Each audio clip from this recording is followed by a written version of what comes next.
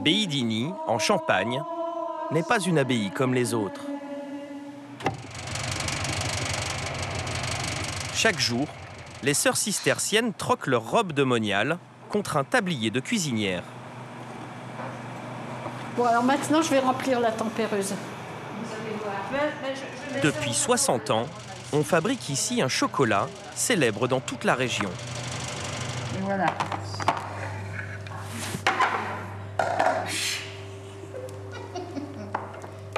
Celui-là, il résiste un peu, mais ça va. Tu vois celui-là, là. Ah ouais. Ça, on aime quand un chocolat est brillant, c'est signe de bonne santé. Hein? Exactement. Oui, oui. Comme ça, c'est beau. Hein. On croirait qu'on les a cirés. Hein? Non, c'est beau comme ça. Ce qui a fait leur succès, c'est leur méthode, encore artisanale. Donc, on y va gentiment. Ça fait des biceps. Et l'utilisation dans leur chocolat d'un ingrédient prestigieux. On va rajouter doucement la goutte. Tout doucement. C'est là qu'il faut aller doucement. Qu'est-ce que c'est, ça? Ah, ça, c'est du bon marc de Champagne. Nous n'en saurons pas plus, car la recette est aujourd'hui déposée et brevetée par les religieuses. C'est notre recette. Oui. Elle est secrète? Oui, il faut pas la porter. Faut pas que je la filme, alors? Vaut mieux pas, non? Non, non. Putain, vous filmez les belles fleurs. 5. Sœur Agnès Lucie veille à la fabrication des fameux bouchons de champagne au chocolat. Oui, ça a l'air d'aller. Oui. Ça a l'air d'aller. À 88 ans, elle est la doyenne des chocolatières. Elle a été nommée responsable de la production dans les années 80. Alors la précédente, elle avait fait 14 ans de chocolatière. 14 ans. Et lorsqu'on m'a nommée responsable de la chocolaterie, j'ai dit jamais je ferai ça, jamais je ne ferai 14 ans, c'est pas possible. Et voilà que ça fait 28 ans.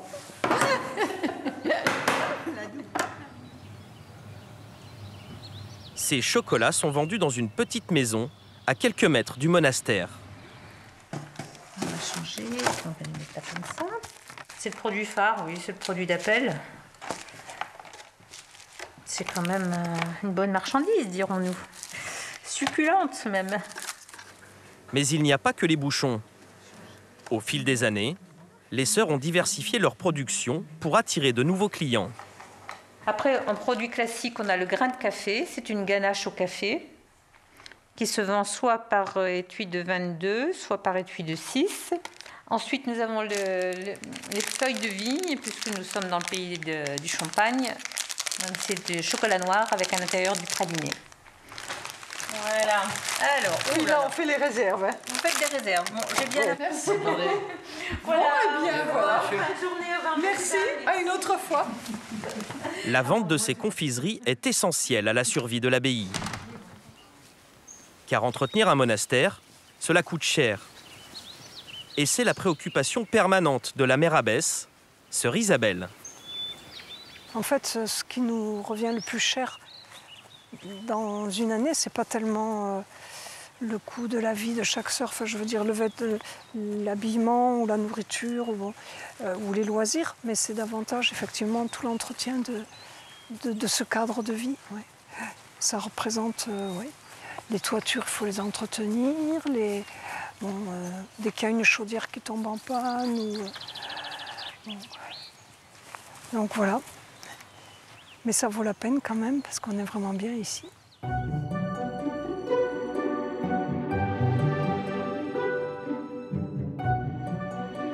Créée au Moyen-Âge, l'abbaye d'Igny a été entièrement détruite pendant la Première Guerre mondiale et reconstruite dans les années 30.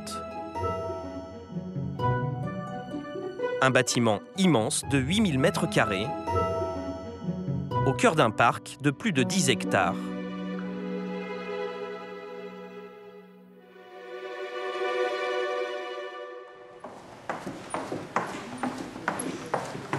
Une fois par mois, la mère abbesse réunit le conseil économique.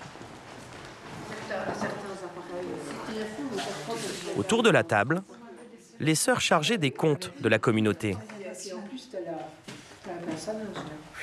À combien on peut évaluer le coût de fonctionnement d'un tel monastère? Au moins 1 million, hein, minimum. Par an? Ah oui, bah, c'est sûr ça. Puis tous les travaux, les remboursements d'emprunts, et puis aussi comment j'ai l'entretien, les contrôles, les contrats de maintenance, je vous dis pas. Elles voudraient augmenter leur production de chocolat. On gagne du temps. Mais avec près de 5 heures de prière quotidienne pour chaque sœur, difficile de trouver l'équilibre entre vie spirituelle et impératif économique. C'est pas un impératif. On vivra. Notre seul impératif, c'est le Seigneur. Hein. Non, mais dès qu'on a une entreprise, on veut toujours progresser. Sinon, c'est pas normal. Soit progresser en mieux, en meilleure qualité, en plus moderne, en moins de travail, tout en gagnant autant. Parce que nous, il faut... Ouais. On n'a pas beaucoup d'heures de travail, donc il faut que ça rapporte plus que les gens normaux. Enfin, les gens... Hein. Si on a combien d'heures de travail par jour? 5 ou 6 heures. Donc il faut qu'on se débrouille pour que ce soit rentable. Mais si ça l'est pas, on se débrouillera quand même. Mais on vivra autrement, c'est tout. On aura Plus des... chichement. Bah oui, on aura des locaux plus délabrés, on mettra 3 pulls au lieu d'un... Mais des choses comme ça, quoi. Mais c'est... Et pour développer la chocolaterie, la mère supérieure se heurte à un problème. Le manque de bras.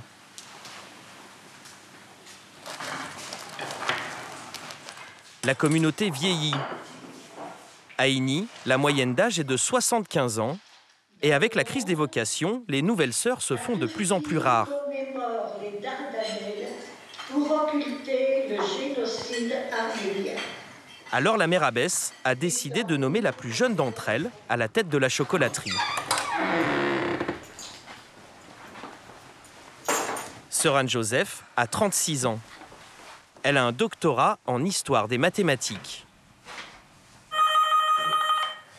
Abbaye d'Igny, bonjour.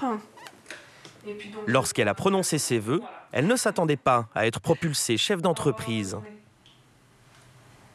Je me suis toujours dit, les histoires de sous, c'est vraiment pas mon truc. Jamais on me confiera un truc pareil, j'y connais rien du tout, aucun risque. Je m'attendais à tout, à être embauchée côté formation, côté je sais pas quoi. Mon liturgie, chant, ça, c'était plus dans mes cordes. Mais quand Mère Isabelle m'a dit, je me disais que tu pourrais peut-être reprendre la chocolaterie, la responsabilité, le service commercial, puis la comptabilité. Je me suis dit, mon Dieu, ça il fallait y penser. Depuis 6 mois, elle reprend les choses en main. Son principal souci, bien sûr, l'emploi du temps des sœurs chocolatières. Je ne peux plus, parce que j'ai dit, il me reste l'intervalle entre midi et 2 et le soir. Je ne peux plus tout faire.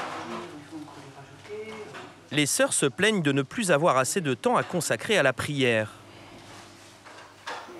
Alors, sœur Anne-Joseph décide de bouleverser la tradition. Elle fait acheter par le monastère un robot pour brasser le chocolat. Bonjour monsieur Tuvet. Vous allez bien? Ça va, ouais. Ce matin, le fabricant vient en faire la démonstration. Donc, cette machine, elle est équipée d'un variateur de vitesse qui tourne de 300 tours à 3000 tours minute. Oula. Voilà. Pour les ganaches, c'est beaucoup mieux. On travaille plus doucement et on peut augmenter la vitesse qu'on veut. On met le chocolat. Agnès, ici, il va. Il y a 2 genres de chocolat. Pour la première fois, les sœurs vont produire leur recette secrète à l'aide de la machine. Oui, suffisant, ça coule bien. Oui. Elle coule bien, oui. C'est quoi ce liquide que vous mettez dedans? Maintenant, j'appuie sur 1 et j'appuie sur la flèche. Voilà. D'abord ça, et après tout de suite, je ne peux pas aller plus bas. Voilà, mélangez avec ça. Tu mets un peu. C'est pas dur. Non, c'est bon. Qu'est-ce qu'il va dire? C'est pas mal, là. C'est pas trop mal. Combien de temps la fabrication avant? 1 heure. 1 heure. Et là, on passe à 2 minutes. 1 heure pour moi. Puis on va descendre. Comme ça, oui.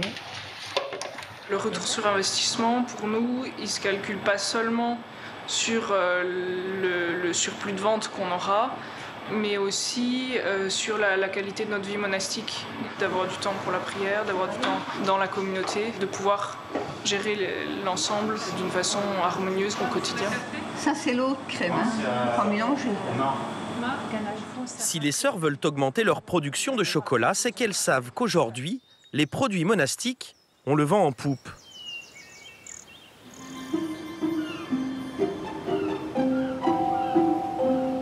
À Nice, il existe même une boutique spécialisée dans la vente de produits fabriqués par des sœurs et des moines. C'est le père Florini qui l'a ouverte l'année dernière. Une petite échoppe dans le centre-ville, la Madone. C'est Gilles, c'est très bon, le monastère, c'est très très bon. Elles sont très très bonnes. Et puis alors Jassonnette. À l'intérieur, près de 300 produits issus de monastères de toute la France et même d'Autriche ou de Belgique. Des préparations garanties 100% religieuses. Oh, c'est beau ce miel de tilleul. En plus, c'est bon. Le père Florini assure les avoir toutes testées. Que ce soit les petits bonbons, les petits caramels, les pâtes, les flancs. Voilà, je les ai essayés et je sais que les gens qui vont les prendre, s'ils ont vraiment envie de ce produit-là, s'entend, hein, vont être contents, dans le sens contentement du terme, vraiment contents du produit. Vous prenez ces flancs hein, qui sont faits à base d'algues, mais c'est divin. Vous mettez ça avec un peu de lait, vous mettez une petite cuillère de crème, je veux dire, mais c'est réellement divin. Alors, je voulais voir avec vous si vous avez du miel, là. Donc, Ces produits rencontrent aujourd'hui un grand succès chez les consommateurs à la recherche de tradition. le plus raffiné étant celui. C'est surtout la dimension éthique et puis c'est aussi effectivement la qualité du produit qui est sans doute pas la même. Les modes de production sont pas toujours les mêmes non plus que des modes de production industriels. On est sur des modes de production qui sont souvent plus artisanaux dans les monastères que ce qu'on peut trouver communément. Voilà. L'histoire monastique est restée dans la tête des gens. Même si on a toujours un petit problème avec l'aspect religieux, l'aspect sacré existe. Les monastères sont là. Donc on sait qu'ils font des choses et qu'ils les ont toujours faites. Et donc il y a un petit côté tradition au bon sens du terme qui est ancré. Mais maintenant, c'était pas. Et cela, certains monastères l'ont bien compris et ont su transformer leur savoir-faire en réussite économique.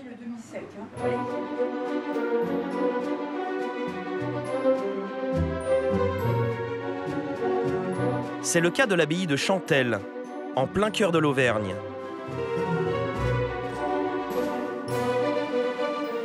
Ici, les sœurs bénédictines sont devenues célèbres grâce à leur surprenante production de cosmétiques. Il y a toutes les bonnes crèmes de Chantelle, les baies de Chantelle, ça fait 60 ans, voilà, la première fabrication. Les crèmes mains pour les très bonnes, ça c'est sûr. Puis les crèmes pieds, ça c'est sûr. Après, nous avons tous les savons qui partent beaucoup, qui sont très appréciés. Vétiver, thé vert, tilleul, etc. En tout, plus d'une 60aine d'articles pour les femmes et pour les hommes. Ils sont tous bons. N'hésitez pas, essayez. Si vous n'avez pas testé encore, vous pouvez tester. Voilà, alors je vous laisse faire votre petit tour. Hein? Les produits de Chantelle génèrent un chiffre d'affaires de plus d'1 million d'euros.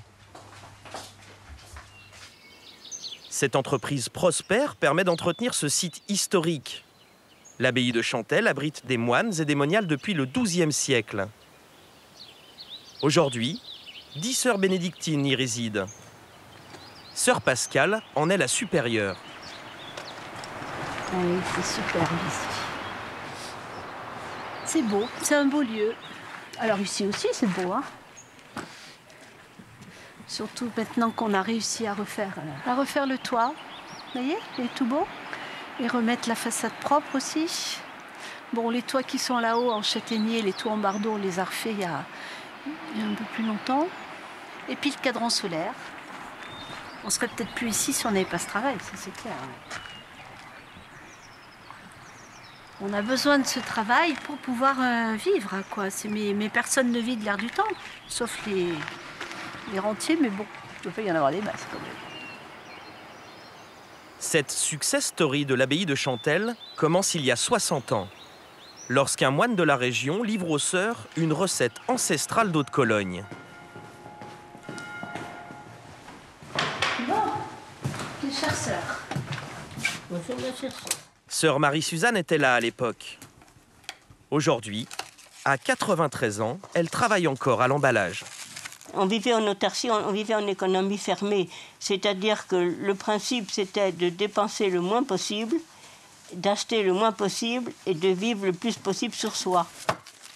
Le business des produits de beauté a alors bouleversé la vie des moniales.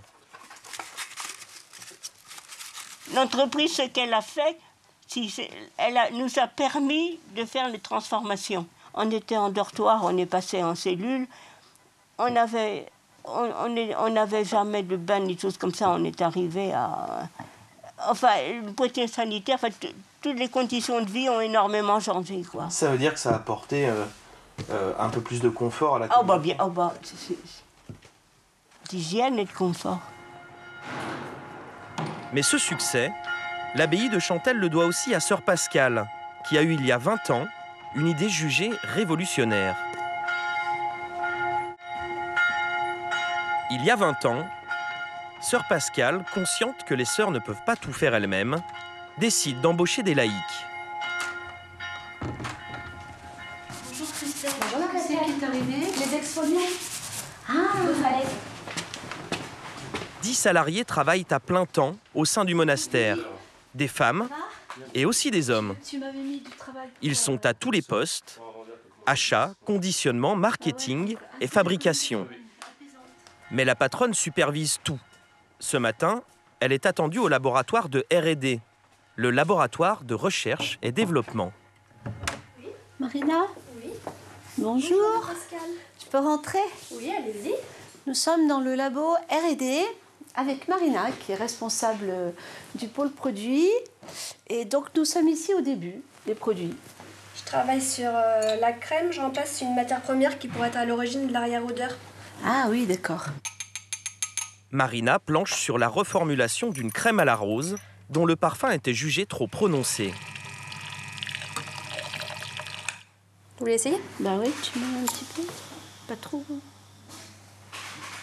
Auparavant, ce sont les sœurs qui concevaient les crèmes.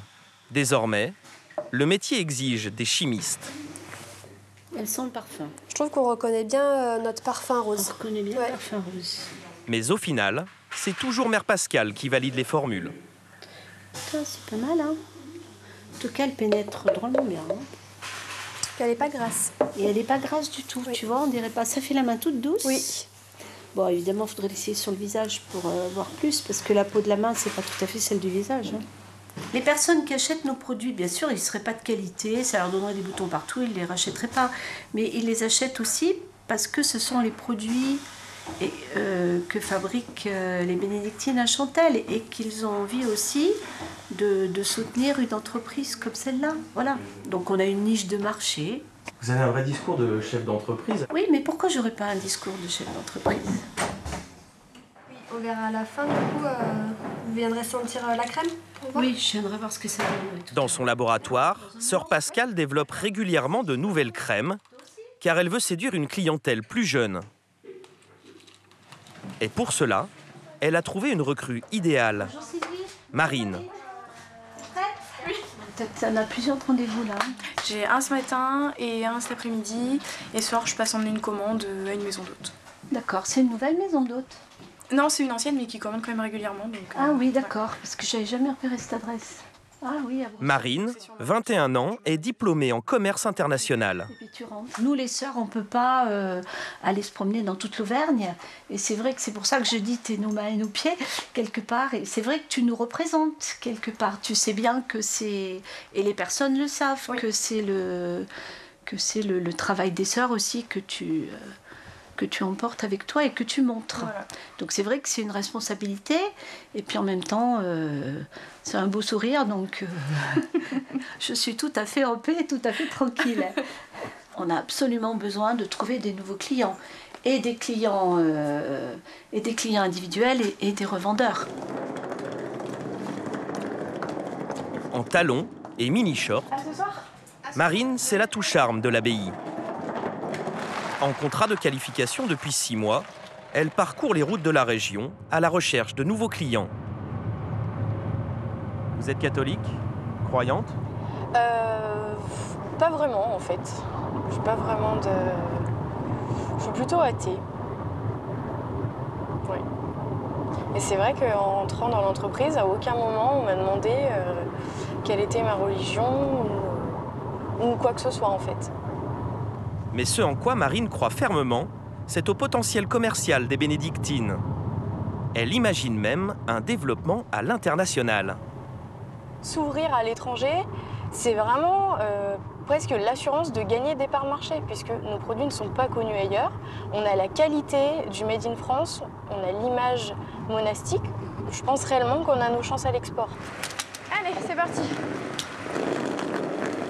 Avant de conquérir le monde, la jeune commerciale va démarcher les boutiques de la ville de Moulins, à 40 km de l'abbaye. Bonjour mesdames, je suis Marine pour les bénédictines de Chantelle, de même.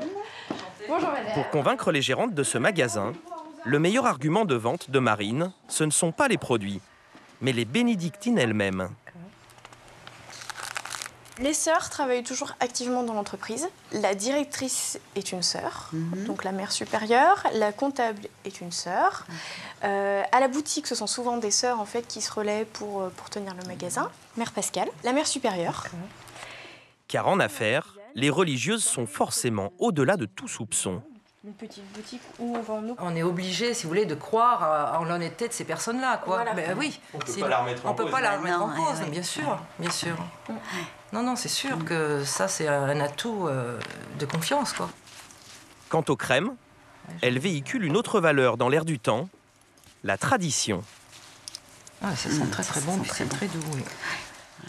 Alors en plus, le parfum rose, c'est un parfum qui est quand même d'antan, mais qui revient vraiment, puisqu'on recherche de plus en plus des produits un petit peu... Moi, je le vois dans le parfum d'ambiance, j'ai la rose ancienne et tout, et c'est vraiment un produit qui part bien. Oui. Alors, je peux en prendre 3 de chaque? Vous prenez ce que vous voulez, même si vous en voulez qu'un. Alors, Les produits des sœurs ont du succès.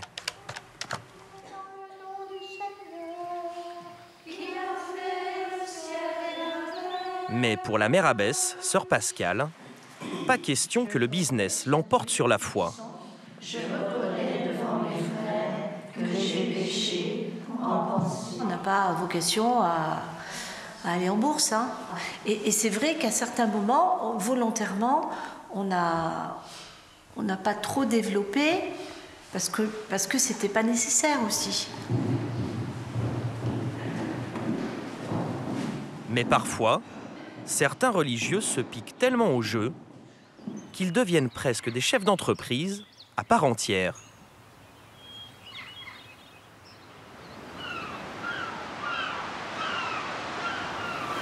En Normandie, dans la presqu'île du Cotentin, à quelques kilomètres des plages du débarquement, le monastère de Bricbec. C'est ici que vit le père Marc, un moine un peu atypique. Par ailleurs, si jamais la recette est extraordinaire, on peut l'intégrer. Enfin, je dis... Ça peut être original, un pâté au pastis, voilà. D'accord. Dans la région, certains le surnomment le business moine. Quand je suis arrivé ici, Car pour ce religieux, le travail est aussi important que la vie spirituelle. Pour moi, l'homme doit gagner sa vie par lui-même. Comme dit saint Paul, celui qui ne travaille pas, qui ne mange pas non plus. Voilà. Lorsqu'il se rend au travail, le père Marc quitte la robe et s'habille en civil. voilà, si vous me demandez aujourd'hui comment je vois les choses, j'ai l'impression d'avoir, dans la vie monastique, vécu plusieurs vocations en même temps. Et ça me convient. Quand il entre dans les ordres, le jeune religieux se lance dans l'élevage de porcs pour faire vivre son monastère. Aujourd'hui, il est à la tête d'une entreprise, les charcuteries de la Trappe.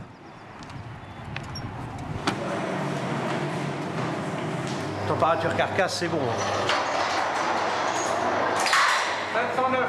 709. 88 900. Cela fait maintenant plus d'un demi-siècle que le père Marc est dans le cochon. J'admire la qualité de la viande, les jambons, l'épaisseur du gras, etc. C'est à la couleur, qu'est-ce que... Ouais. Ah ben oui, moi, voilà, c'est tout de suite... j'ai envie de manger, ça y est, c'est bon. Dans l'entreprise, une vingtaine d'employés, tous des laïcs. Chaque année, ils produisent plus de 450 tonnes de charcuterie, vendues sous des appellations qui font toute référence, soit au père Marc, soit aux trappistes. Et en bon commercial, le patron prête même à ses rillettes des qualités quasi miraculeuses. L'autre jour, il y avait une personne, elle avait 91 ans. On m'a-t-on dit, elle avait décidé d'arrêter de vivre. Elle a mangé des rillettes de la Trappe, depuis ce temps-là, il paraît qu'elle va faire une centenaire. C'est une pub là que vous me racontez. Ah non, c'est pas une pub, c'est la réalité la plus vraie. La charcuterie revendique le label monastique. Pourtant, les cochons ne sont pas élevés par des moines et les employés ne sont pas des religieux. En quoi on peut appeler ces produits monastiques? Bah écoutez, je pense quand même qu'avec l'investissement que j'y ai mis, j'ai élevé du porc pendant 40 ans, j'ai créé à la suite une entreprise qui emploie 18 employés. Si elle ne peut pas s'employer monastique, alors là,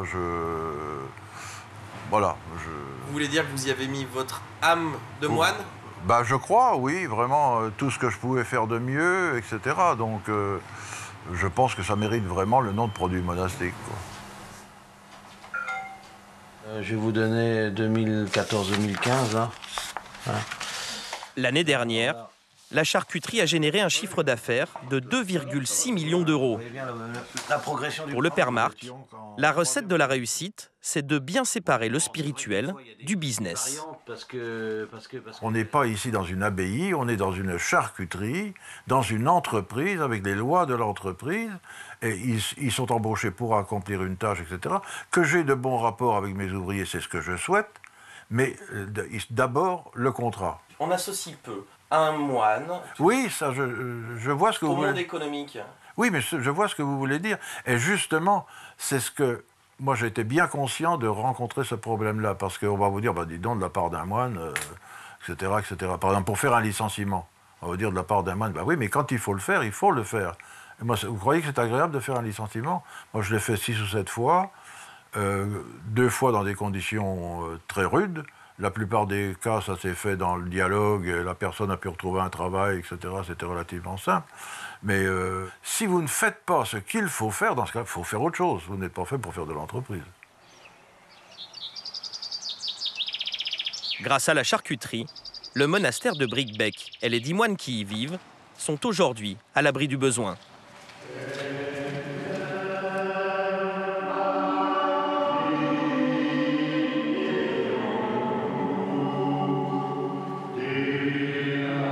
Quant au père Marc, il continue d'élever dans l'enceinte du monastère quelques cochons, en souvenir du bon vieux temps, lorsqu'il s'est lancé dans cette entreprise un peu folle, auquel les autres moines ne croyaient pas. Vous avez toujours été sûr de vous? Alors, sûr d'une chose, que le produit... Alors voilà, ça, par contre, ça, je l'ai souvent souligné. Je me serais lancé, par exemple, dans la fabrication de pinces à linge, quoi. Bon, pinces à linge fabriquées par des moines. Quelle est l'attente du public dans ce secteur? Je sais pas. Tandis que la charcuterie, j'étais sûr que j'aurais des acheteurs. Ça, j'en étais sûr. Vous saviez que ça allait marcher? Oui, ça marcherait, oui. Ah, c'est formidable, les effluves du printemps, là, qui montent de la terre, C'est le bonheur. Aujourd'hui, à 80 ans, le père Marc ne semble toujours pas décidé à prendre sa retraite de businessman.